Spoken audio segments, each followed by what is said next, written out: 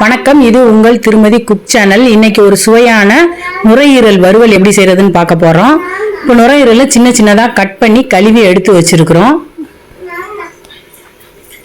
ஒரு டம்ளர் தண்ணி ஊற்றி உப்பு சேர்த்து கருவேப்பிலை கொத்தமல்லி சேர்த்து சின்ன வெங்காயம் 3 சேர்த்து வேக வைக்கிறோம்.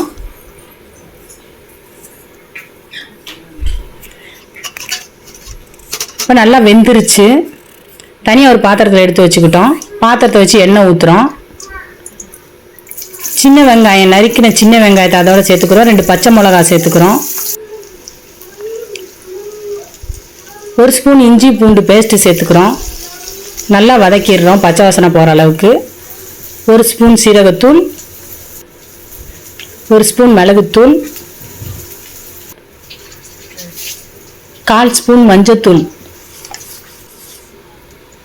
கட் பண்ணி 2 தக்காளி கட் பண்ணி சேர்த்துக்கிறோம். நல்லா வதக்கிக்கிறோம்.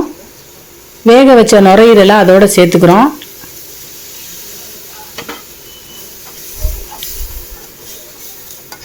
வேக வச்ச நுரையீரலை சேர்த்து நல்லா கிளறிக்கிறோம்.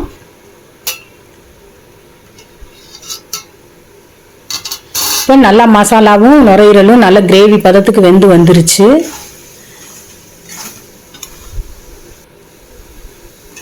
கிரேவி பதத்தில் இருக்கு. வறுவல் பதத்துக்கு வரணும். இன்னும் கொஞ்ச நேரம் வேக வைக்கலாம். இப்போ வறுவல் பதத்துக்கு வந்துருச்சு. கொத்தமல்லி சேர்த்துக்கிறோம். கொத்தமல்லி சேர்த்து இறக்கிக்கிறோம். ஒரு அருமையான சுவையான நுரையீரல் வறுவல் ரெடி ஆயிருச்சு.